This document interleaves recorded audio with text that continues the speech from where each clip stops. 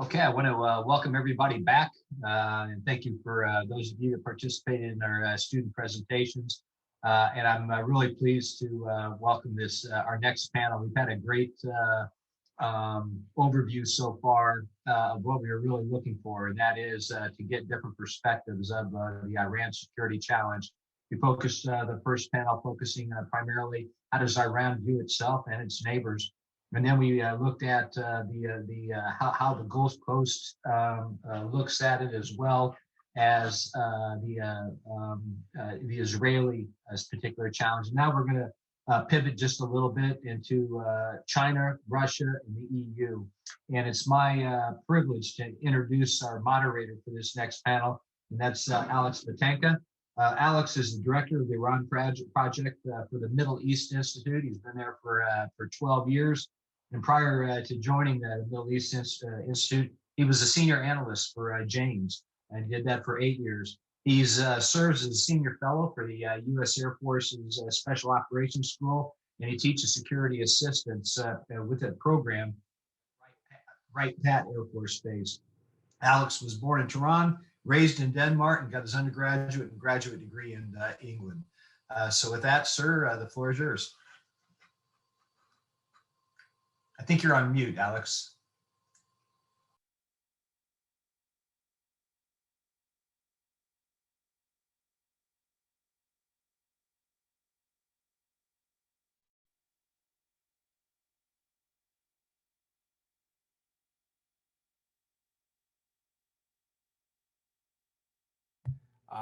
Can you hear me now? I'm sorry. I got myself a fancy microphone and I forgot to turn it on. I'm just speaking into my iMac. Great. Well, thank you very much, Mike, for that kind introduction. I really look forward to it. And what an outstanding group of presentations you just had. I was sitting there and listening in. Again, hello, everyone. It's a pleasure to be here. I really look forward to our, I think it's about an hour and a half conversation. I will just serve as the moderator. I will introduce our three speakers in a minute, but let me very briefly set the stage. We will be looking at three key, well, arguably the other three global powers outside the United States for the next hour and a half. Those countries or powers being China, Russia, and the European Union. I will do so in that order. I will start introducing our speakers, our panel members, in the order they will speak, and we will take it from there. I have to be brief. They all have wonderful, impressive credentials. I don't need to remind you, so I'll be brief in the for the sake of time. We'll start with Lucille Greer. Lucille has conducted policy research in both the Middle East and China. While she was based in Jordan as a Boran scholar, she researched Arab state perceptions of the Obama doctrine in the Syrian civil war through interviews in both English and Arabic. Her research interests include authoritarianism, security, intervention policy, sectarianism, and American foreign policy. She has served with the U.S. Department of State in both Washington, D.C. and in Jeddah, Saudi Arabia. Lucille will kick us off with her remarks about China. Then next is Professor Mark Katz at George Mason University. Mark, I think, is known to most of us, so he will forgive me for going straight to mentioning some of the many books that Mark has authored over the years. The first one, and he will correct me if I'm wrong on this, is the book, The Third World in Soviet Military Thought, Russia and Arabia, Soviet Foreign Policy Toward the Arabian Peninsula, Reflections on Revolutions and Leaving Without Losing the War on Terror After Iraq and Afghanistan. Mark has in recent years been a visiting scholar at many different places. I mentioned a few, the Arab Gulf States Institute in Washington, the Finnish Institute of International Affairs in Helsinki, Mark was a Fulbright scholar at the School of Oriental African Studies, or SOAS, in London, United Kingdom. And most recently, he was a Sir William Luce Fellow at Durham University in Northern England. And Mark will be talking to us about Russian-Iranian dynamics. I'm sure he will also talk about what Moscow makes of the ongoing talks in Vienna between the US and Iran. Last but not least, it's Mr. Ali Fathollah-Nejad. Ali was a non-resident fellow at the Center on Middle East Policy at the Brookings, and is a former visiting fellow at the Brookings Doha Center. He is currently a senior lecturer in the Middle East and comparative politics at the University of Tübingen Institute of Political Science, where he's also a coordinator of the Joint Master's Program with American University in Cairo. Again, I won't go through everything because Ali, as with Mark and Lucille, has been busy, but recently he has been engaged in research at the Qatar University Gulf Study Center. He was a postdoctoral associate with the Iran project at the Harvard Kennedy School at the Belfer Center, and an associate fellow at the Middle East and North Africa program of the German Council on Foreign Relations. So folks, I know I didn't read everything you've done, but I think people out there got a sense. So let's, with the introductions behind us, let me start off with Lucille. Lucille, the way we've been told to do this is that you have 15 minutes. You have, I'm sure, prepared your remarks, but let me just, by just sort of setting you off, you know, there's a lot of, obviously in recent weeks, talk about this 25-year, $400 billion Iran-China strategic deal. There are those who think this is a moment where the geopolitics of West Asia is changing fundamentally. And then there are those of us who are a little bit skeptical and want to see a bit more action before we buy into it. But what do you make of it all? And floor is yours. Thanks so very much, Alex. I hope that, you know, in the next 15 minutes, I can do a bit of myth-busting information about what the China-Iran dynamic is like, particularly in light of the recent 25-year comprehensive strategic partnership agreement that they just signed. So I'm here to address the Chinese perspective in our red teaming framework, a topic that has been taken on more significance with increased talk of great power competition between China and the United States globally. So the Middle East is just one part of the world where we see this playing out. And it's made more sensitive by virtue of the investment that the United States has made in the region in terms of both spending and loss of life, both American and from partner countries. So the premise of a partnership between China and Iran is likely to cause concern from the US security perspective. It's another complicating piece of the puzzle for US policymakers because it's two countries named as priorities in the national defense strategy working together in this very critical region. But I think the number one thing that we need to remember here is that while China and Iran have a unique relationship, these bilateral ties don't happen in a vacuum.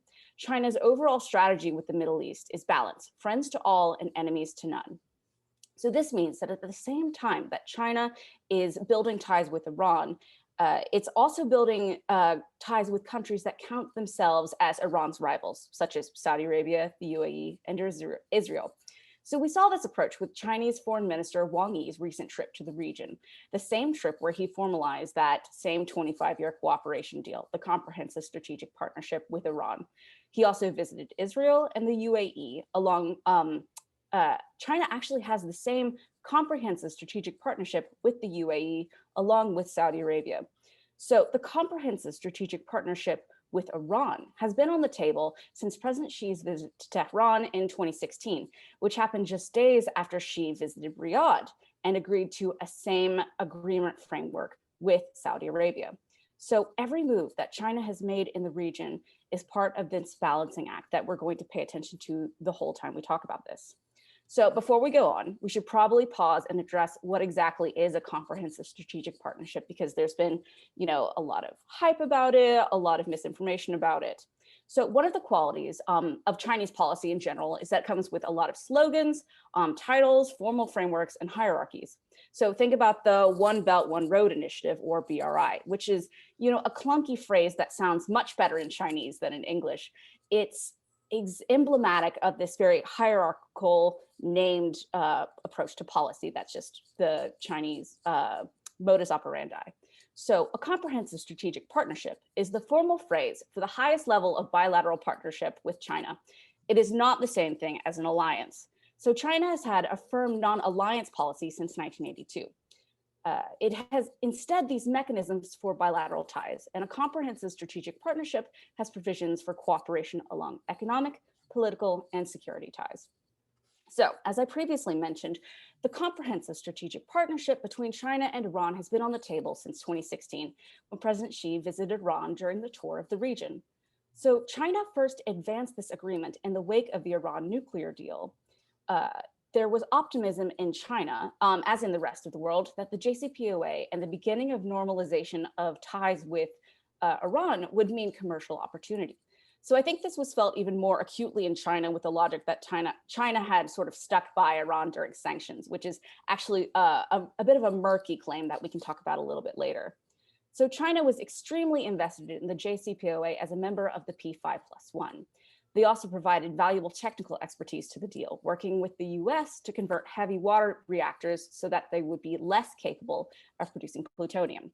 So as a nuclear power itself, China has a great deal of interest in defending international nuclear norms. We also need to remember that our number one rule of China in the Middle East is that China wants balance and stability. A nuclear weapon in the Persian Gulf is basically the absolute antithesis of that. So China has a vested interest in preventing Tehran's nuclear acquisition. So when the US withdrew from the JCPOA under the Trump administration, China was alarmed. The reimposition of US secondary sanctions resulted in a nosedive in Chinese-Iranian trade, particularly when it came to oil. So last July, we saw virtually zero imports of Iranian oil, which was simply unprecedented in Sino-Iranian ties before that. In addition to financial penalties, we need to remember these sanctions have a reputational cost for China, which mean a lot to a country that's still building its brand on the international stage. So, for example, consider the case of Huawei executive Meng Wanzhou, who was arrested in Canada on charges of fraud related to Iran's sanctions violations. The fact of the matter is that Iran is a liability for China, not only in the region, but in the international community, and has an impact on one of China's most important relationships in the world, its ties with the United States. So while we hear increasingly about great power competition, strategic competitor, that kind of language, we need to remember that the United States is one of China's most important relationships in international affairs and will always be a higher priority than the Middle East and always be a higher priority than Iran. So that liability that Iran presents in the Middle East has been seen as Iran lagging behind its neighbors in both economic and security cooperation with China. So if we look at Chinese exports and foreign direct investment, or FDI, we see that Iran is behind other countries of the wider Middle East, especially when those numbers are adjusted for GDP. So there's this myth that China has a stranglehold on the Iranian economy, but Iran is actually the third largest recipient of FDI from China in the region behind the UAE and Pakistan, both of which are bigger economies than Iran. So this perception is backed by the general sort of lack of other FDI flows. Chinese state-owned enterprises have also had some particularly messy experiences in the Iranian energy sector. Chinese state-owned enterprises have been kicked out of some really big name projects like the South Pars gas field in phase 11. In security as well, Iran is also behind its neighbors in terms of technical port calls and joint exercises. So we've seen a few, but the People's Liberation Army Navy, the Plan, or Chinese Navy, have conducted more drills with Iran's neighbors. So China has conducted 2 multilateral exercises with the Iranian Navy and the Russian Navy in the Gulf of Oman in December 2019 and earlier this year as well. So these are, China conducts these drills under the banners of anti-piracy and counterterrorism. So these are pretty innocuous phrases that China has legitimate interests in. China has been involved in anti-piracy escort missions along the East African coast since 2010. And as the largest exporter of containerized cargo, it absolutely is concerned about piracy. So there was even some piracy featured in the second Wolf Warrior movie, which is a popular military action film franchise in China. These non-controversial focuses of joint exercises draw less scrutiny to China as it builds its reputation in military-to-military diplomacy in the region.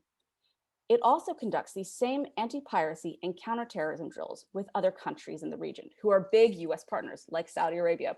So for example, most of the time when China conducts a joint drill with Iran, it will also conduct one with the Saudi Royal Navy in the same time frame.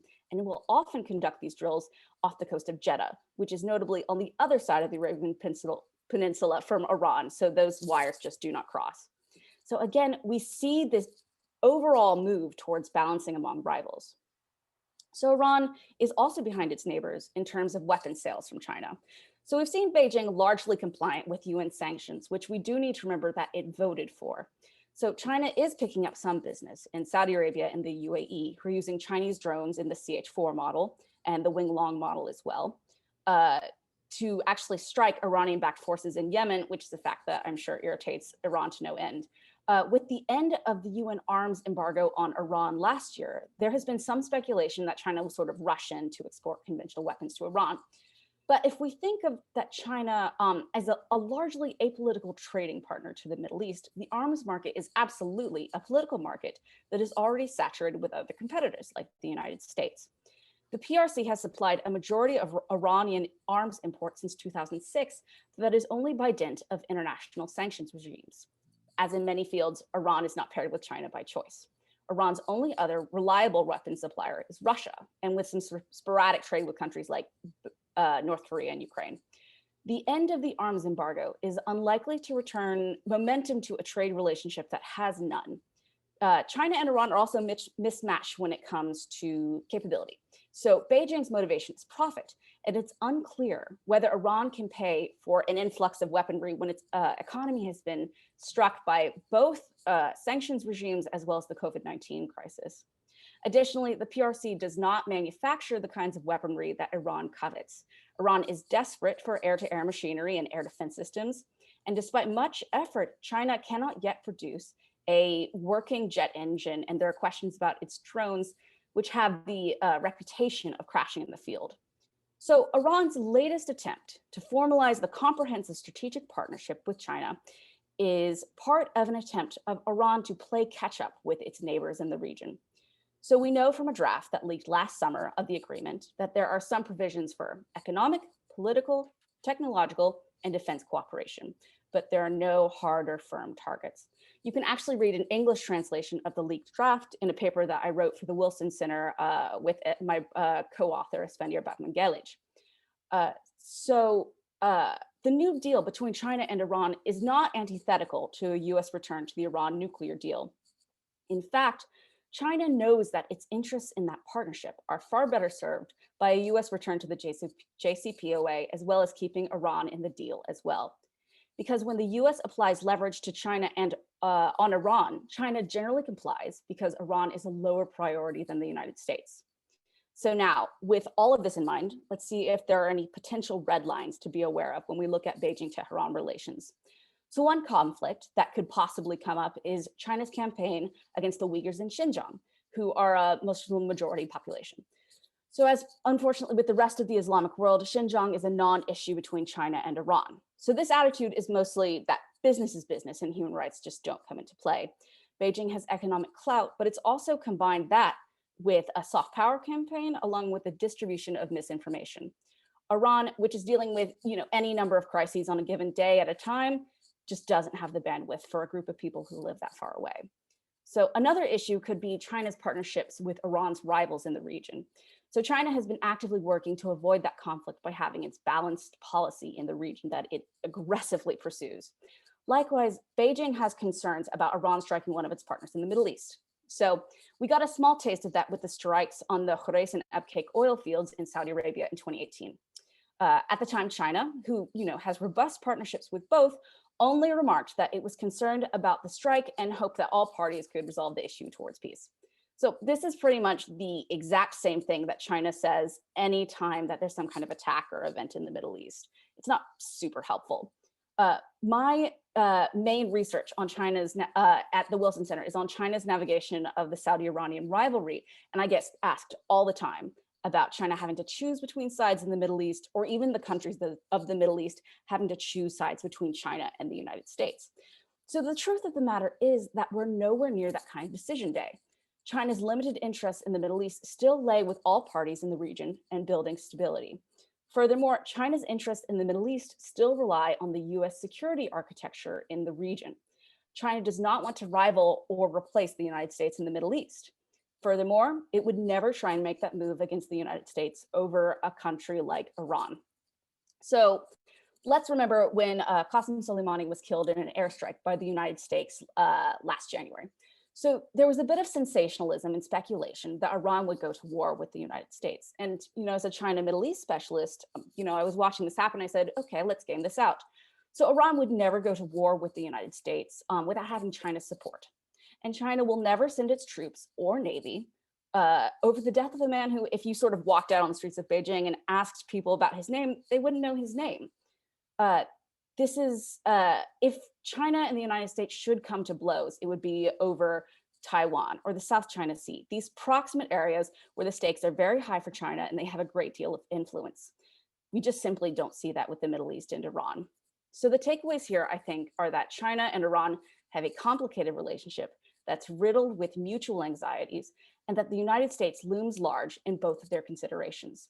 They often have strong rhetoric together, but when you parse apart material commitments and compare them to China's other engagements in the region, there is no evidence of a strong China-Iran axis. So the partnership does bear watching, of course, from the US security side, but development will be very slow. Right now, I would say the main thing is that both China and Iran are best served by a renewed nuclear deal and a US return. And I'll turn it over back to you, Alex. Thank you very much, Lucy. That was wonderful. So many different points. I'd like to come back when we come back to the Q&A and really try and get a little bit more from you on that issue of, China right now doesn't want to pick up a fight with the United States in the Middle East over the question of Iran. But what if US-Chinese relations deteriorate further? How far does relations between Washington and Beijing need to get worse, if you want to describe them as bad today, worse than they are, before the Chinese might look at Iran slightly differently as the only country in the region that is a non-US ally, or one of the most important one that's not? What does Iran potentially offer the Chinese as foot soldiers, if you want, right? We used to joke and say Iran, if it's not careful, is going to turn out to be a Chinese gas station, right, in the Middle East. But now we can ask the question, become a Chinese garrison, right? And that is if the Chinese decide to actually do something in the realm of security, military affairs. As you rightly pointed out, they have chosen to stay away from that so far, but there's no way knowing whether that's going to be the direction for the future for them. But anyway, thank you, Lucy. We'll come back. And Mark, you're next. And I just wonder, Mark, if you, if Lucille, she just described Iran as a bit of a liability for China. I know the Russians have had that sentiment for some time as well, or at least at parts of the history since 1991. But where are we today now, Mark? Where are we in that strategic Russian vision for Russia in the Middle East and what Iran can do or not for the Russians? Well, thank you. Thank you for that kind introduction. And I very much enjoyed Lucille's presentation. I would only note that I'm old enough to remember that on a panel like this, the person speaking about Russia would have always gone before the person speaking about China. So I'm very much feeling my age here. Yes, things have changed. At least I'm going before the speaker on the European Union. Anyway, yes, well, Alex, I think that with regard to the Russian-Iranian relationship, what we've seen is that there are common interests. There have also been disagreements. I don't think that the Russians would describe Iran as a liability now. In fact, I think that it's an important relationship for them. That some of the common interests that they have, obviously, are a common anti-American agenda. That both of them are at odds with Washington. I think it also an important thing to remember, which is often, I think, overlooked in the West, is that they are both anti-Sunni jihadists. In other words, both of them feel threatened by organizations such as Al-Qaeda or ISIS, and that both of them see certain American allies in the Gulf, among the Gulf Arabs, as supporting these groups on occasion, and that they're both suspicious of that. I've often thought that, at least in the past, the Russian view of Saudi Arabia has not been that much different from the American view of Iran, that they have seen them as trouble, but of course we'll get a little bit more to that, and that this common anti-American and anti-Sunni jihadist agendas, that they coincide with regard to the conflict in Syria, and that the joint Russian and Iranian support for the Assad regime, and I think that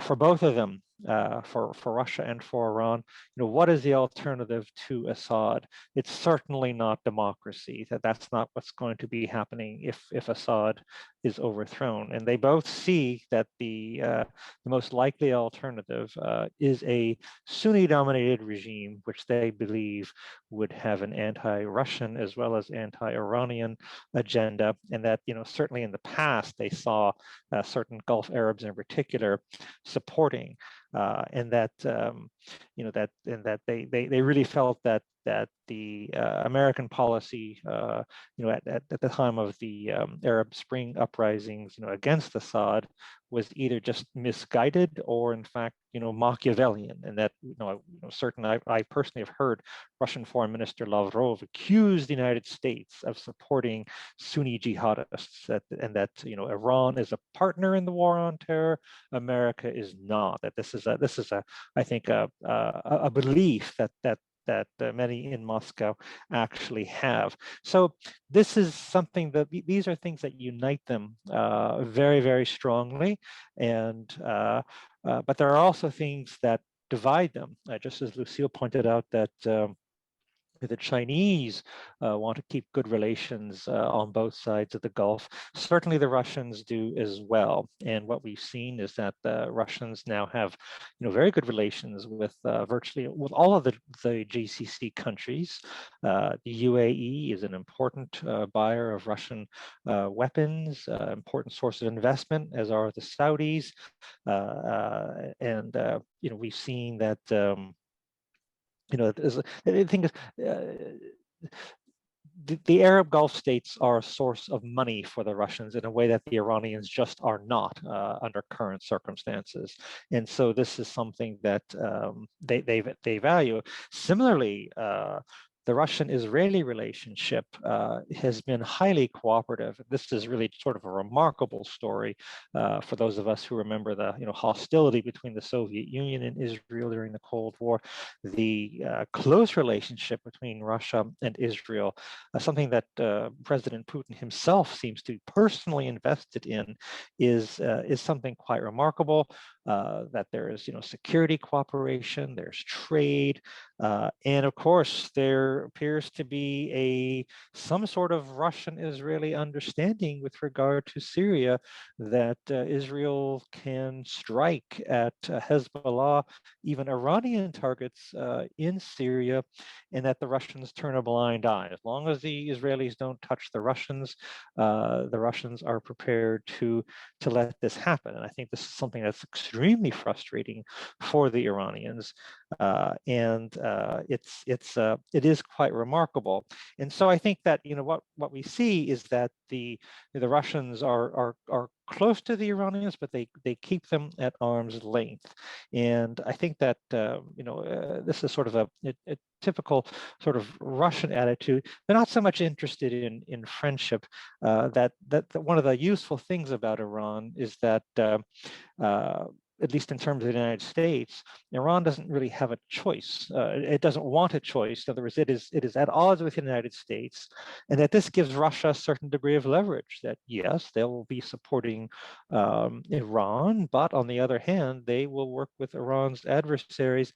And what's Iran going to do about it? They don't really have any other place to go, and so the Russians don't seem to be terribly worried about losing the Iranians. And I think that one of the things that we saw, for example, is that I think it was this past October, the temporary limits on arms transfers to Iran under the JCPOA expired. There was a lot of speculation that that even the Russian press was talking about that how Russia was going to resume arms sales to Tehran. And I think what's been remarkable is that we really haven't seen all that much. There was a TASS article recently talking about how Russia has resumed sales of the S-300 air defense missiles, and there might be some other things, kind of more low-level things. But I think the real story is that Russia has sold the S-400, the more advanced system, to Turkey, talks about selling it whether to Saudi Arabia or Qatar or whatever. There's no, prospect, it seems, of Russia selling it to Iran. And I think there's one reason, that the Iranians just don't have enough money for this. But the Russians just don't have to do it. In other words, that they know that Iran will have to settle for the S-300, and it's not like they're going to forego getting the S-300 if they can't get the S-400. So it's sort of a fraught relationship. And I think one of the things that we're seeing in Syria is that the more successful that the Russians and Iranians have been at bolstering the Assad regime and eliminating sort of the real chance that the Americans are going to play a significant role, or any of Assad's adversaries, is that there may be some competition between Russia and Iran with regard to Syria. And I think one of the things is that, both countries' enterprises would like to get reconstruction money. In other words, that they both feel that they've done a lot of the fighting, that they deserve some of the rewards. But I think that one of the things that the Russians are basically doing is that they understand that as loath as Westerners or Gulf Arabs may be to spend money on reconstruction in Syria, that if they're going to do it, they're going to go through Russian companies and not through Iranian ones. And so I think that the competition over the peace might heat up if, in fact, reconstruction in Syria, comes to the fore. Now, one of the things that we've been talking about is the resumption of the JCPOA.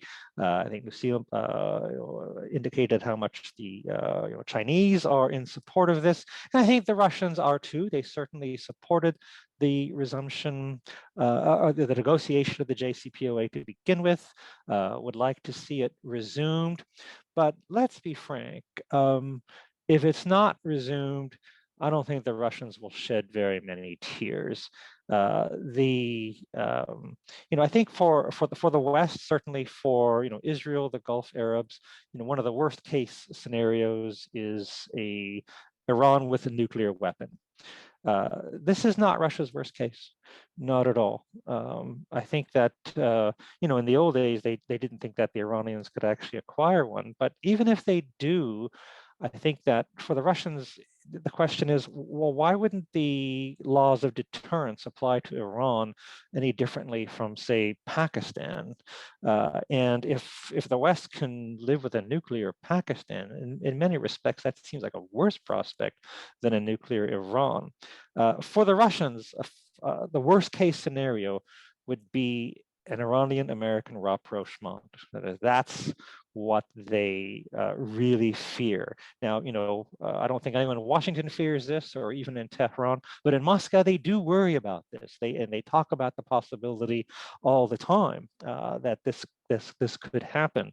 And I think that one of the great things, as I indicated, for Russia is that Iranian-American relations have been hostile, and even then, the Iranians are often pretty rude toward the Russians, and of course, vice versa. But that if the Iranian-American relationship ever improved, what would Iran need Russia for? I think is the concern. In other words, that an improved Iranian-American relationship would mean Iran would be open for trade and investment with the rest of the world, and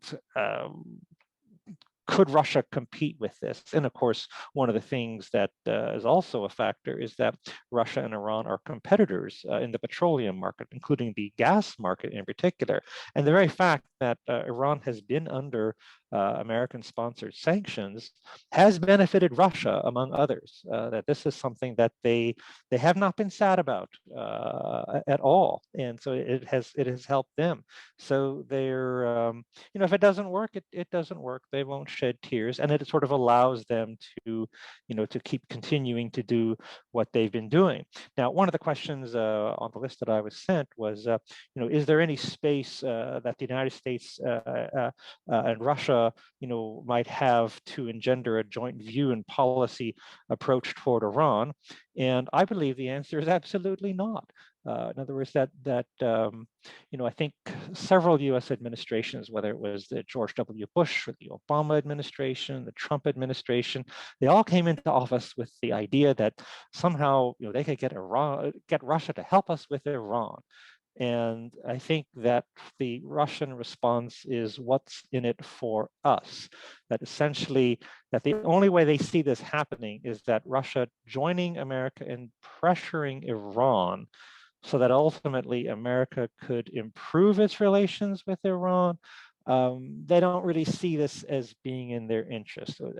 And in terms of, to the extent that they are concerned about Iran acquiring nuclear weapons, why should they do anything when the Americans are going to do whatever they're going to do anyway? In other words, what would the Russians gain from joining this effort except for hurting their relations with Iran? Rather let the Americans do this, and they can of course offer sympathy and support, and yet perhaps benefit, but they're just not going to join with us. In other words, I think that I've often been amazed in terms of meetings at U.S. government sponsored events in which there seems to be tremendous faith that somehow this is a common Russian-American interest to work together against the possibility of a nuclear Iran. And I just don't see that being the case at all, that Russia has very little to gain. Even if they don't want a nuclear Iran, they don't want to be seen cooperating with the United States on this. So, I think that again, getting back to the Gulf Arabs, the Russians don't want to have to make a choice between Iran on the one hand and the Gulf Arabs on the other, and in fact, they like the fact that they're on both sides. In other words, that they see this is sort of a typical Putin approach in particular, that there are other parties that are at odds with each other. Don't choose one over the other, and don't stay out of it. In other words, give them both a reason to court Russia. And neither side might like the fact that Russia is interacting with the other, but the logic of the situation as they see it is that you better treat with Russia, or else Russia will support your opponent even more. Do you want that? And it's, so far, I have to say, it's worked. And I think that for the Saudis and for the Emiratis in particular, one of the benefits of working with Russia is that they might feel that surely it discomfits the Iranians. The Iranians see this, and they know that the Iranians don't like it, and that just makes it all the sweeter to be working with the Russians, that the Russians are not embarrassed in the least. So now I think one of the things that, in terms of the future, obviously we've talked about on earlier panels about how sort of the perception that the U.S. is less interested in the region has helped others, outsiders, gain traction. Certainly, the parties in the region are more focused on their rivalries with each other, and that they look to external power, anyone who can help them against the other, and that except for the United States, for the most part, the external powers seem to be more interested in balancing off the different sides. One of the things that for the future, it seems to me, is that we're at a moment where perhaps American influence is declining, but that Chinese influence, which is growing, has not yet grown that great in this particular region. I think Lucille indicated they're more focused on the areas right around them. But maybe that day is coming. And so we may be at a moment, sort of a temporary moment, in which if the US is less interested and China is not yet interested, that this is the moment where Russia can be interested, and that if and when Chinese interest in the region grows, how will this impact Russia? Because certainly Russia and China have one very, are at odds about one thing in particular, and that is Russia, which is also a petroleum exporter, wants high oil prices. China, which is a petroleum importer, wants lower ones. And there's just no getting around this particular difference, it seems to me. Also, I just think that, at a certain point, are the Americans really gone? Certainly, I think that states in the region, talk about this, and I think one of the reasons that they have for interacting with Russia is that they know the U.S. is at odds with Russia, and that if events there aren't sufficient to get the American interest, they know that working with Russia, and I think with China as well, does get Washington's attention.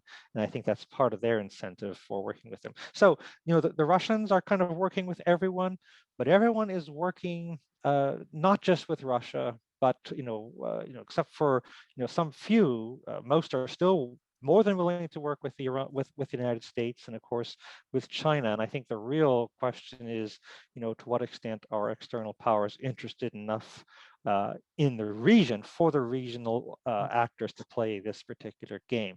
Well, why don't I stop there Thank you very much, Mark. I'll actually come back to you with some follow-ups just to prepare you for the Q&A, if you don't mind. And before I turn to Ali Fathollah-Nejad, just to remind everyone, we have time. Please do send your questions through the chat function.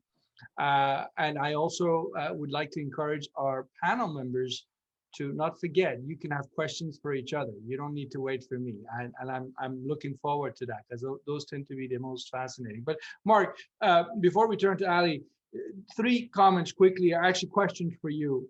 When we come back to the Q&A part, I wanted you to, if you could sort of elaborate a bit further on. You talked about Russia and Iran and this anti-Americanism as, one of the foundations that keeps this relationship going forward. If you could, say a little bit more about it. There's a lot we know it is happening in terms of at the UN level, Russian support at the IEA level. Then there's the reports about Russian assistance to Iran in terms of the cyber capabilities of the Iranians, an understanding about, for example, what is human rights. You see a common sort of agreement between not just Russia and Iran, but also the Chinese, sort of standing up to what the West likes to articulate represents human rights. So to you, what does anti-Americanism in practical terms mean in Russian-Iranian relations? And 2 other questions, because you mentioned security and the notion of Iran and Russia having the so-called Sunni jihadists as a common foe.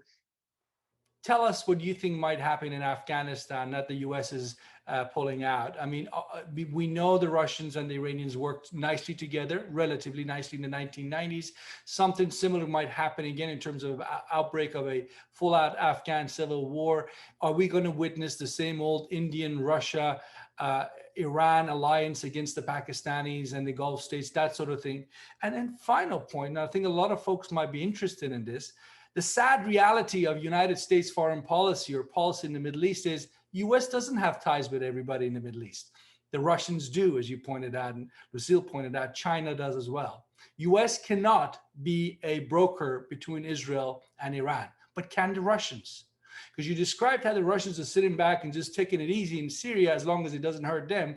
But can they be a bit more ambitious? Can they actually take a step and bring the Israelis, the Iranians, not to a peace and a handshake, but at least to sort of cool things down? Those were my 3 immediate questions for you. And again, thank you very much, Mark. Ali, thank you for your patience. You are next. China, Russia, they have their own views. And you're the lucky guy who's going to talk about almost 30 countries in the European Union bloc. So what are the pressures? Who's calling the shots now that Britain is out? I mean, who else is left to sort of carry the burden? And what are the key interests? Floor is yours, Ali. Thank you so much, Alex. Good evening from Berlin. Thank you so much for the amazing presentations. And I tend to agree with what was said so far. And I even have a question for Lucille for the Q&A. So in the next few minutes, I'm going to offer some preliminary remarks first on what could be defined as European core interests vis-a-vis Iran. Secondly, what European goals are currently in the ongoing process to diplomatic process in Vienna and beyond. Thirdly, I'm going to offer some critique that is out there vis-a-vis European Iran policy, especially over the last few years, also in the wake of the JCPOA, of the 2015 JCPOA. And if I have still some time, I'm going to shed some light into the future, because as you all know, we're going to have important elections in Germany in fall. And there are going to be some, I think, important, some possibilities of important modifications on policy towards Iran.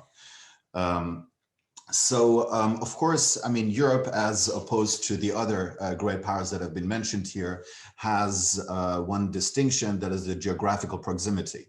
That is also very much defining its interests when it seeks stability of the Middle East, and as a consequence thereof, a free flow of oil from the Persian Gulf region, but also it is, over the last, let's say, decade, where we have seen the rise of right-wing populism and right-wing extremism in core European countries. There has been, the issue of refugees has been a major politicized one now.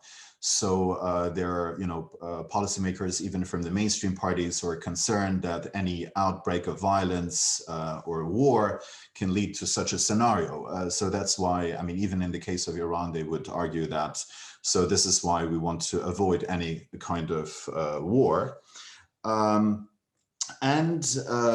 Last but not least, of course, nuclear non-proliferation. And this has probably been the most pronounced aspect of European interests. And as such, the Europeans have described the JCPOA as their single most important achievement over the past few decades in European foreign policy. So this is also a kind of pressure that they have now in order to see those, the comatose JCPOA revived, and as such, their singular diplomatic achievement. As a consequence of all these factors, of course, Europe has pursued not only vis-a-vis Iran, but also vis-a-vis, other Middle East autocracies over the last few decades, even, a policy that also the US has by and large pursued in the region, one of authoritarian stability. And I'm going to come back to that when it comes to points of critique of how Europe dealt with Iran policy over the last few years. Obviously, the main European concern is to revive the Obama-era JCPOA, basically, perhaps with some extensions, on the sunset clauses, but no real intention to push for a broadening of talks with the Iranian side. Of course, if the this is going to happen, the Europeans going to be, happy about it. But this is not something that, would be more of a priority, or, the priority is very clear to see the JCPOA revived and not to go another route. And the idea is that it could, serve as a basis for broader discussions to take place with Iran afterwards. So basically the very same idea that those countries had a decade ago. When engaging in the JCPOA process. But of course, if we talk about European countries, Alex talked about the almost 30 countries in Europe. But when we talk about the core countries, the E3, which is Germany, the UK, and France, plus, Italy is of course not part of the ongoing diplomatic process, but it's still a very important economic partner of Iran. Within those E3 countries, there are some differences of how the political landscape views Iran. I think the most, let's start with France. Because I think in France we have a more critical view vis-a-vis Iran, also on its regional policies. And this critical view is also probably nurtured by history. After all, France was the terrain upon which the Iranians committed some murders against some, dissidents over the last few decades. So this is something very strong in the political culture of France. And then, of course, France, as well as the UK, has very good military and economic partnerships with, some Gulf Arab countries. So this also has to be included in the equation. Whereas in Germany, probably so far, it has been the most friendly country to Iran. It also has very different reasons why this is the case. But Germany is the most important economic partner of Iran. It has, been the main country when it comes to building Iran's, industrial infrastructure over the past few decades. And as such, hopes are high that, once the sanctions are lifted again, there might be opportunities for business. So business is, of course, also a core interest, which I, forgot to stress as a core European interest. I mean, if you remember, a few days after the JCPOA's conclusion in July 2015, it was the German foreign minister then, Vice Chancellor Sigmar Gabriel, who headed to Tehran with a strong, German economic delegation. So there is a lot of hopes, especially, of course, after the financial crisis a decade ago, that Iran might be an economic bonanza for a crisis, an economically crisis-ridden Europe. So there are differences of opinion and views from London, Paris, and Berlin. But I think for now, the main task or the main goal seems to be to see the revival of the JCPOA. And this European attitude has been nurtured by Iran's strategy over the last few years, notably its nuclear escalation that was aimed at instilling some sense of urgency amid Western countries that rather sooner than later, Iran will be in a position to acquire a nuclear bomb. Whereas, this might not be, the most adequate description. But this has, if you look at, statements from senior German, but also European politicians, this has created some echoes that Iran might be on that rather rapid way toward acquiring a bomb. So Europe has to rush to the negotiating table in order to, save what is left to save.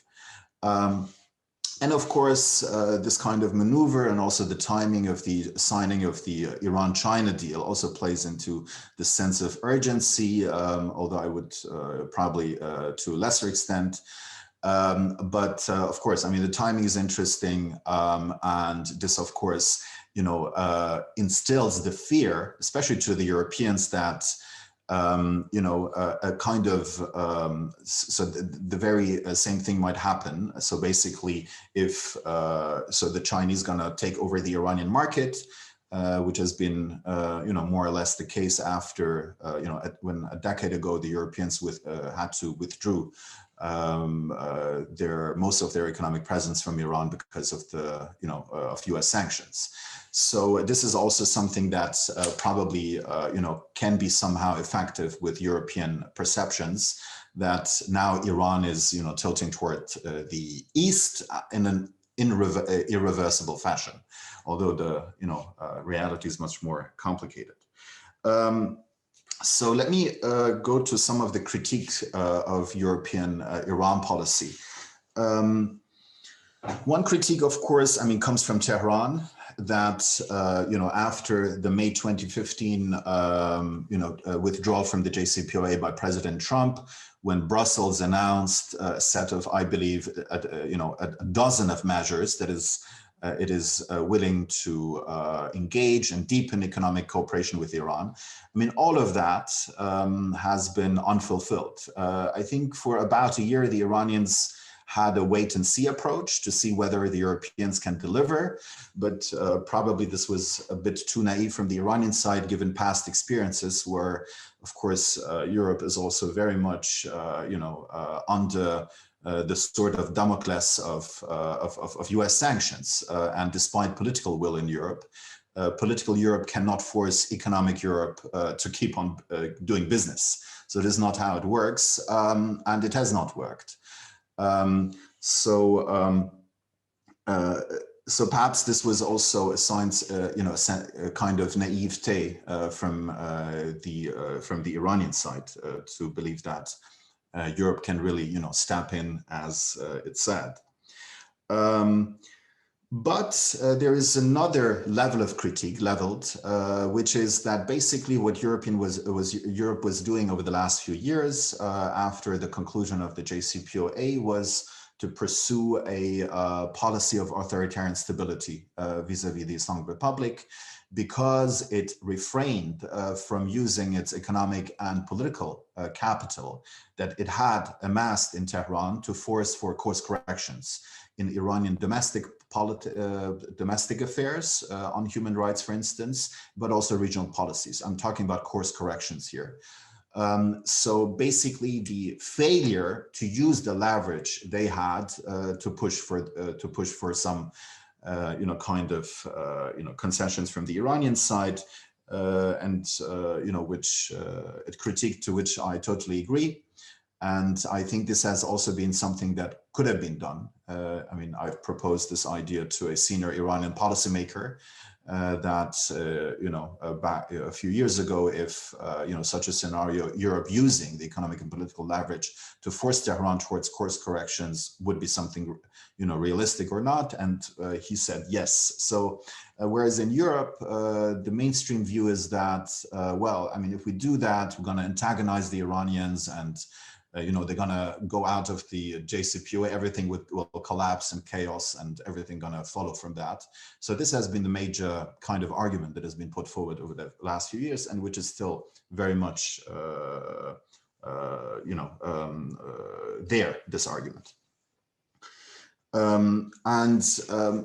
This kind of European reluctance to criticize Iran over the course of the last few years has been on stark display during the two nationwide uprisings in Iran, during which basically European capitalists remained either silent or in official capacity said that, for instance, both sides have to stop the violence, which is quite, absurd, given what was happening in terms of the asymmetry of power between the two sides and also the use of violence. So there has been a lot of concerns, even by many progressive Iranians who are even opposed to war, but also from a lot of people, progressives in the Middle East, that what the JCPOA has produced has been quite, contrary to the aspirations of, either Iranians or people in the Middle East. And this goes back to the, critique we have of the Obama doctrine, of course. So I think this is also quite known.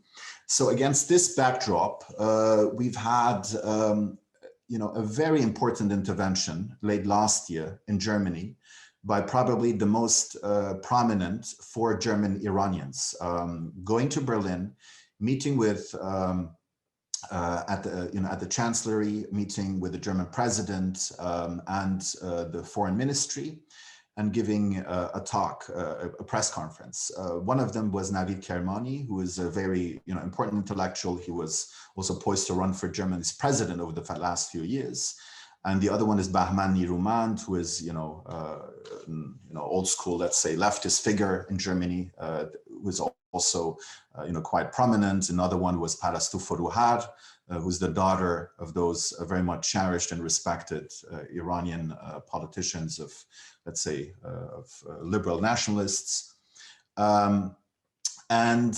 So what basically they said is that, so they made, although they were quite silent over those previous years, many of them, they said that they want the German government to totally reverse its policy on Iran, to first understand that the Islamic Republic cannot be reformed. Secondly, that it heavily only relies on naked violence. And so they demanded that when entering into any kind of renegotiations with Iran over the JCPOA, human rights should be part and parcel of the issues to be discussed on the table.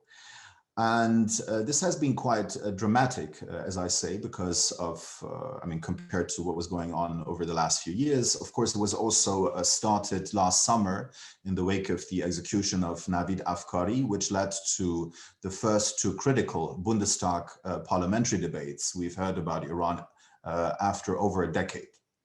Where from all parties there was criticism voiced vis-a-vis their own party leadership position on Iran. So this was quite, overwhelming. Nevertheless, and despite this kind of, intervention by those prominent German Iranians late last year, there is no indication whatsoever that the Berlin government has taken any of those calls seriously so far. But it can have, and then what should also be added is that there's a bifurcation, institutional bifurcation in Germany on how to view Iran. There is a tendency of glorification that has started with Rouhani and that is very much institutionalized in the foreign ministry and the party that is supporting the foreign minister, which is the Social Democratic Party of Germany and its affiliated think tank. So those are, very friendly with Iran and not really, pushing neither for human rights issues nor for contentious regional geopolitical issues. Whereas the security and military related institutions of Germany are much more, critical vis-a-vis Iran, also nurtured very recently by, some kind of Iranian intelligence activities here and in other countries in Europe. So, and now, so I'm going to stop now. Now, in view of the fall, general elections in Germany. So what is sure is that we're going to see the decline and probably, so the SPD, the Social Democratic Party that was, the main driving force behind this kind of, very kind of soft policy on Iran, is not going to be in the government anymore. They have like 12%. They're in a huge legitimacy crisis. Almost as irreversible as the Iranian reformists. So what we're going to see instead is probably, so the Green Party is leading in the polls. Second is the Christian Democratic Union, so the party of Chancellor Merkel. And if those two powers will not have the majority of votes, we're going to probably have a third party, which is the Liberal Democratic Party, who's going to join them in government. And all of them, the Liberal Democratic government has an Iranian foreign policy spokesperson who is very critical on Iran, is constantly raising human rights issues. And the foreign policy spokesman of the Green Party is also an Iranian, who's also talking a lot about human rights issues. Something that is quite important for the Green Party anyways. But still the Green Party, line is also, of course, realpolitik. That means that they are in favor of the JCPOA. They've been opposed to the US policy of withdrawing from it. So this is one side of the coin. The other side of the coin is the concern for human rights and how far this concern gonna still be intact once the Green Party assumes power, is perhaps an interesting question. But nevertheless, the weight of human rights will massively increase if such a government would assume power in Germany. And this might also have some ramifications on wider European, because this bifurcation, those different camps on Iran, we also have it, for instance, in France and in other countries as well. So maybe at this point, I'm going to stop. Thank you. Thank you very much, Ali. I also had a couple of questions for you before I go back to Lucille, and we're getting some questions here in the chat function as well. Let me actually start off with one question that just came in, and that is targeted at you, Ali, which is also going to link up with something I wanted to ask you. The question is, to what extent do human rights violations by the Iranian state shape European Union's relations with the Iranian government? And let me just build on that a little bit. I remember the days where Germany was Iran's biggest trading partner. In the last 20 years, clearly the Chinese have taken over, and Germany is now in the low billions, whereas the Chinese somewhere between 1/3 of Iran's total trade on a good year where you aren't sanctioned. I wanted to ask you the same question in a different way. In terms of pressures within the German state, because Germany is pretty critical at this point on the question of Iran, what are the business interests in terms of their influence? Where are they at versus the Iranian Germans that you're describing and the Iranian diaspora in Germany? Here in the United States, the Iranian American community does play a role. It's not a decisive role, but it's a role that is pretty significant. Certainly, oftentimes in aspects of American policy messaging campaigns, you couldn't do it without the Iranian American community. What role does the German Iranian community play? And where's the German business community? And Ali, let me also ask you this. This morning, Press TV, the English language Iranian state outlet, had a big headline that said, even if the Joe Biden administration signs a deal with Iran, the next American president could walk away from it. Okay, I don't know if that's true or not, but the point is this. The Iranians know clearly their problems with the United States are not going to be solved forever and ever if it's just limited to the nuclear issue. Okay, everyone knows that. You got to broaden the conversation. It would be in the interest of Iran to broaden the conversation sooner rather than later. So you can talk about all these grievances that each side has, so you can maybe get closer to a deal that is going to last beyond a 4-year presidential term. But this takes me to something I'm hoping you're going to talk about. There is a faction in Tehran that doesn't want to get closer to the United States or Europe, that has clearly articulated, if you read their papers, that the future is the East. And for them, East is mostly China, to some extent Russia. And can you talk about that? Because you're talking about Europe's leverage in Tehran that was wasted. I ask you, if Rouhani can't shape calculations as president, what chance does Europe have to shape calculations of Iran? In other words, let's talk about the deep state, meaning Supreme Leader Ali Khamenei and the Revolutionary Guards.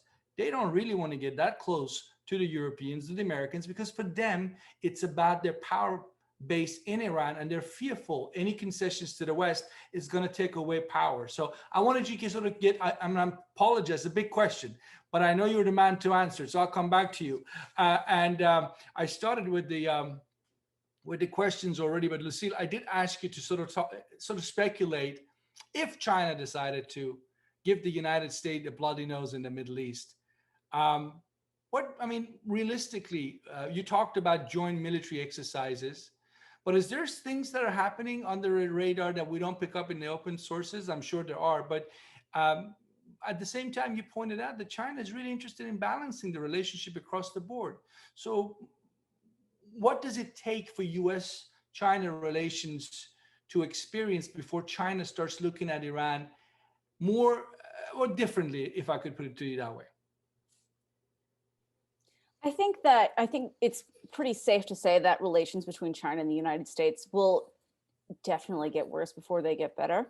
Mm-hmm. I think that there's been a lot of talk about, a new Cold War between China and the United States. But that metaphor isn't quite as useful, because the Chinese and American economies are linked in a way that the Soviet Union and the American economies were never linked in the first place.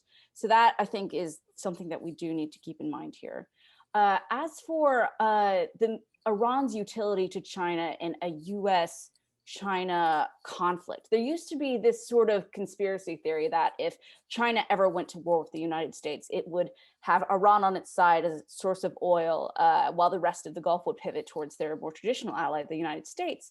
But actually, if you think about that as Iran as a main oil source for China during a war with the US, oil from Iran gets to China via ships, and that goes through the Strait of Hormuz and the Strait of Malacca. And I don't think they'd even make it out through the Strait of Hormuz first with the US naval installation there. So it's not quite as useful as, say, the direct pipelines from places like Russia that China would have access to at the time. So in terms of China utilizing Iran to sort of antagonize the US, I believe that absolutely does happen. It's a nice little lever that China can pull to remind the United States that does have its own agency in the region, despite I feel like there's acknowledgement from both parties that the US is, the predominant external power in the region. things would have to get drastically worse in the rest of the world before China would pull that lever much farther in the region itself. I mean, it would have to be a very strong deterioration in more proximate issue areas where China has higher stakes. You know, East Asia, North Korea, South China Sea, Taiwan, that's sort of the deal. And, you know, Iran, I guess in, you know, a true war, Iran would be swept up in there. But I mean, we talk about great power competition, but the truth is, I mean, that phrase in itself is quite vague and loaded. And we're a long, long way away from seeing that kind of competition in the Middle East itself, for sure. Right. Lucille, let me quickly follow up with you because there are two questions here. And actually one of them, both of them are relevant for you and Mark. You know, one is about the issue of soft power. Where is China's soft power in terms of its use of soft power as a tool in the Middle East? I mean, I can tell you, I don't know if they've made it happen, but across the board, when I travel in the Middle East, I mean, you now learn Chinese in school. I mean, and it doesn't have to be just in Iran. I think, you know, U.S. allies like United Arab Emirates, if I'm not mistaken, that's what you do in school now. China, whether that's soft power or not, I don't know, but speak to the soft power issue if you can, please. And the second question, you kind of have answered it, which is, how do you think Russia and China support Iran or could support Iran in the event of US going into a shooting war with that country? So, and you know, any comments? Yeah, so I'll start with the soft power one. Soft power, China, you know, absolutely is picking up in the Middle East, but I wouldn't say it has a strong foothold yet. You know, I think it's very trendy for schools to sort of teach Chinese as well, but we have to remember that English language has been the instruction for decades in the Middle East, and most people still just speak English as their other language as well. And I think that's true in Iran as well as in the Arab world. Right. Regionally speaking, China has made a lot of inroads with its own Arabic language productions of state TV like CCTV and the People's Daily Arabic, of course, not relevant to Iran, but part of this region-wide foothold that it's building. China also has several Confucius institutes in the region as well, where of course you can go take Chinese classes, all those kinds of things. But I think it's still, China's still very much of the periphery for a lot of people. For example, you know, we were talking about, Ali was talking about, you know, Europe's power and trade appeal to Iran. There's still a vast preference for European goods compared to Chinese goods in Iran, for sure. You know, that brand, China has this kind of reputation, fair or unfair, of producing cheap goods that don't work. That also extends to the new vaccines that China has in the region, like Sinopharm. There's just been a lot of rumors about them not working. So, I mean, that sort of it's soft power, it's building regionally and in Iran as well, but it has a long way to go for sure. I'd be curious to hear what Mark has to say. Sure. Yeah, no, we'll turn to Mark in a minute. But I mean, to your point, I mean, there is the other side to the equation is if you come in fast and strong, you are going to quickly, at least pocket of the population are going to be questioning your presence, the way you've come in. And in terms of Chinese manufacturing sector, a lot of Iranian jobs have been lost as a result of Chinese cheap imports over the last decade or two. And, you know, we at the Middle East Institute, where I work, we've looked at the issue of Iranian public sentiment in terms of against the Chinese presence.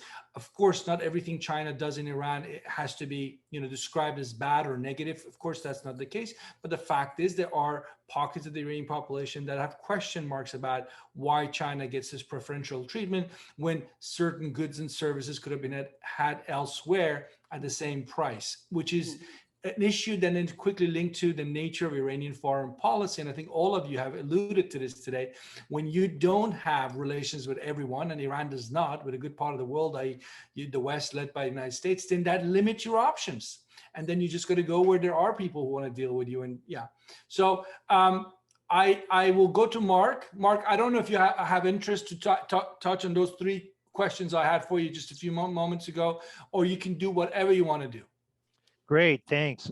Just on the question of soft power, you know, whatever China's level, I think it's much greater than Russia's. Russia doesn't seem to have a lot of soft power in the region. I don't think it's trendy to be studying Russian in this particular region. You know, at least, you know, in Soviet days, people were attracted to socialism. Marxist-Leninism, but Putin doesn't really have an idea that's, I mean, it's just essentially, support for authoritarian regimes. I guess authoritarian regimes all like that, but it's not a place that sort of is attractive. But on these three questions that you had asked me, sort of the Russian-Iranian anti-US agenda, you mentioned human rights in particular, and I think that this is something that does unite them in the sense that, I think that both of them see US support for human rights as being highly selective. The US supports it in its adversaries, criticizes its adversaries, but we certainly seem to have a lot of allies that aren't respecting them, and they always seem to get a pass somehow. So I just think that they see this as disingenuous. In other words, that we don't really mean it, and of course now they're able to hit back, in terms of treatment of the Black Lives Matter movement, etc. And as we see, a lot of countries, governments, authoritarian regimes are doing this. So I think that it's they're both united that the Americans are hypocrites on this particular issue, and I don't think that what they're afraid of is that it'll gain traction within their own countries. They're sure that any and all opposition to them inside their countries is definitely orchestrated by the United States, because nothing they could do could possibly result in this. Anyway, but turning to Afghanistan and the impact of the pullout, we've actually just I think it might be out now, but something today is coming out I've written on the national interest. I think that the US is going to withdraw from Afghanistan. I think it's highly likely that the Taliban are going to come to power there. And the question is, what next? I think what we've seen is that the Russians, the Chinese, the Iranians have all been talking to the Taliban. And certainly in the Russian commentary, the Taliban seem like pretty reasonable people compared to, say, ISIS, which has an international agenda in which Taliban and ISIS forces have been fighting in Afghanistan. I think that the Russians are hoping essentially to make a deal with the Taliban. You leave us alone, we'll leave you alone. And I would think that the Iranians, would at least be willing to hope for such a thing. And the question is, will it work? Will an older but wiser Taliban government, even if it doesn't want to have good relations with the US, do they at least want Chinese money? And it seems to me that everyone seems to want that. And so that they would have an incentive to rein in their jihadists. On the other hand, if the Taliban returns to supporting Al-Qaeda, and it seems that they have not kept their promise to the Trump government about cutting ties to Al-Qaeda, I don't think they're going to stop with Al-Qaeda. In other words, before 9/11, they also played host to the Islamic movement of Uzbekistan, which launched two big raids, 1989 and 2000, into the Fergana Valley. And I think that as embarrassing as it will be for the United States for a Taliban to come back and support Al-Qaeda, I think the real impact will be on Afghanistan's neighbors. That it's been, certainly, and just the demonstration effect. In other words, that the return of the Taliban to power, supporting an Islamist agenda, is going to motivate forces in Central Asia, in Xinjiang, in Sunni regions of Iran, Baluchistan, in particular, and I believe also the Pashtun regions of Northwest Pakistan, that there could be a lot of people upset in that the American presence there allowed all these states to buck pass. In other words, the US was there to contain the problem for them. With the US gone, they're going to have to either deal with it themselves or suffer the consequences, or both. That it's not going to be easy, and we'll see whether they manage to cooperate with each other or if they try to buck pass toward each other. In other words, let it be one of the other neighbors' problems, not mine. Now you had a third question. If only I could read my handwriting. Israel. Right. Yes. Now this is a very, very good point, because certainly the Russians make a big point of saying how, the Americans were at an advantage after 1967 when the Soviets broke relations with Israel. And then when the Arabs wanted to make peace, well, the US was the only one who could talk with both sides. The Soviet Union was not, and hence America benefited. And so how now the shoe's on the other foot. Russia can talk with everyone, but America can't or won't talk with certain parties that it doesn't like, so that Russia is the one who's in the position to, bring about some kind of settlement, to which the response is, well, then why haven't you? Why hasn't it happened yet? You've had plenty of opportunity. And the fact of the matter is that, with the Egyptian-Israeli peace agreement, at the time, Egypt and Israel both wanted to achieve an agreement, and they were, needed help from the U.S.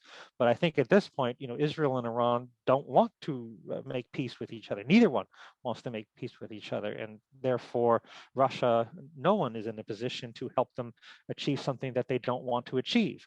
So, I think that Russia's conflict resolution effort seems to consist of these sort of temporary ceasefires, whether in Syria or Armenia, Azerbaijan, whatever. In other words, that they're just sort of battlefield truces, which tend to not last very long. But for all their talk about the great role they could play, they haven't played it, and no one seems to want them to play it. So, and I don't see this changing for them. Right. Thank you, Mark. Very quickly, because I want to give Ali a chance as well, because I had some big questions, and we have about 10 minutes left, but I want to go through as many questions as I can. Do you believe that the Russian-Israeli relationship is basically between Bibi Netanyahu and the Likud party and Mr. Putin or Vladimir Putin, or is it bigger than that, deeper than that? And number two, what role does Russia's sizable Muslim minority, and whether they're ever going to be incited to stand up to Moscow, play in Moscow's calculations in standing up to jihadis in the Middle East and intervening to its south? Those are both good questions. And I think certainly, Israeli diplomats I've spoken to do believe that the Russian-Israeli relationship is highly dependent on Putin. It's not just dependent on Netanyahu. In other words, that, Ariel Sharon also had a good relationship with Putin. In fact, he was the one who really started it. Natan Sharansky was involved. Because I think for most Israeli leaders, this is something that they want to cultivate. Now, I think as I read in the chat, I saw this question talking about a more liberal sort of westernized party. I just don't think we're going to see that coming to the fore in Israel. I think that that's a hypothetical that just isn't going to arise. But even if it did, I just think that at this point, any Israeli leader would have an interest in working with a Russian leader willing to work with them. I think what they're really afraid of is that after Putin, will things go back to the older, more anti-Israeli ways? And that leads me to the question about the role of Russian Muslims. And I think that one of the important things to note is that a lot of Russian Muslims are Russified. A lot of Russian, and I'll tell you, Muslim women in particular, that they're more afraid of the rise of, Islamism in Russia than they are critical of how they're treated by Moscow. And I think that, when surveys have shown that Russian Muslims are really not that concerned about the Palestinian issue.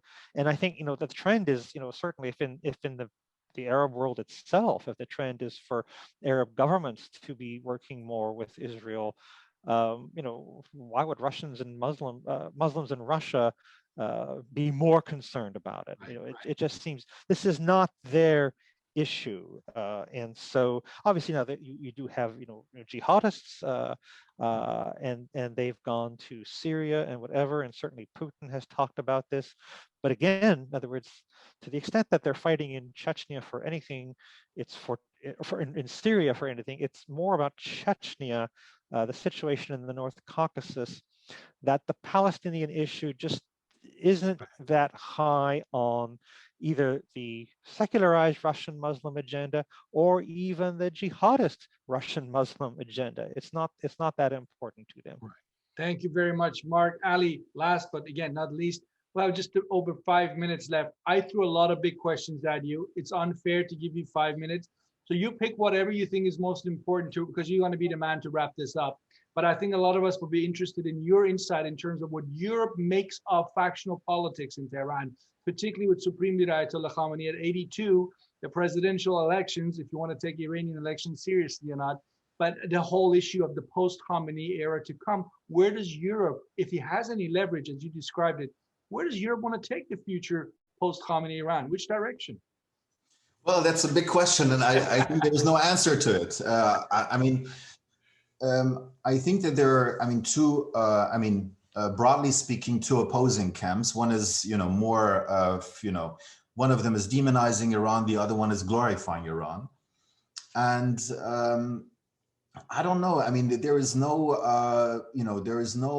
strategic certainty on what the present situation in the Islamic Republic is to be defined and what the future might bring. So there is one camp that is, basically echoing the Rouhani administration, when it comes to international politics, but also when it comes to domestic developments such as the protests. And on the German, and we can connect it to the question that you raised in terms of the German business, presence or interests. I mean, it's of course all over the place, especially machinery and the different industries in Iran. And the core German actor is Bavarian industries. So because most of the big industries are based in Bavaria, Siemens and others. And so basically the Bavarians, basically representing German business interests in Iran, they know where the centers of power are. They're not, so they have a different reading of what is going on in Iran than the foreign ministry, for instance. So they have a very, very realistic and very drastic analysis of what is going on in Iran, which is very interesting. At least it seems the German businesses are getting good analysis. When it comes to German Iranian community and wider European Iranian communities, I think also, there are different waves of immigration, of course. So it's really hard to generalize here. As I said, in Germany, there's a tendency to view positively on Iran and echo basically the Rouhani government. And against this backdrop, I'm feeling there is tremendous, there is massive rise of criticism by a lot of Iranians over this line. So I hear right and left, willingness to engage in policies and change the direction. So I think there is a lot, probably going to happen. Let's see, because so far it has been a bit boring, to be honest. So on the question of, let me, conclude by talking a bit, because I've been also working on Iran's look to the East. And I totally agree with what my colleagues said here. And of course, anti-Americanism is an ideological pillar of the Islamic Republic that it is indispensable, basically. So they cannot get rid of it. Yet we've seen time again throughout Iranian history, throughout the history of the Islamic Republic, that at moments of regime, survival being at stake, the leaders of the Islamic Republics were more than happy to drink the cup of poison, as they call it, that is to engage with the United States. So this dilemma and also this gap is going to continue to exist also with a president that may be coming from the, or close to the IRGC. So, and also a new president cannot get rid of anti-Americanism, but then has to deal with the realities of the international system as we have it, which is a post-unipolar world. It is not still a fully fledged multipolar world order.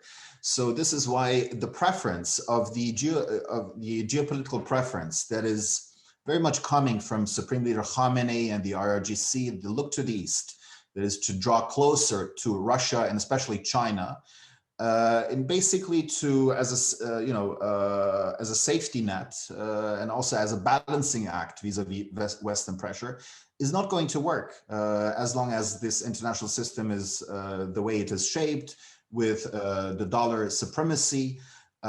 Because all those great powers in Eurasia, Russia, China, and India, they do prioritize their relationships with the United States, and their respective relations with Iran is just a function of that relationship. And this has been full display.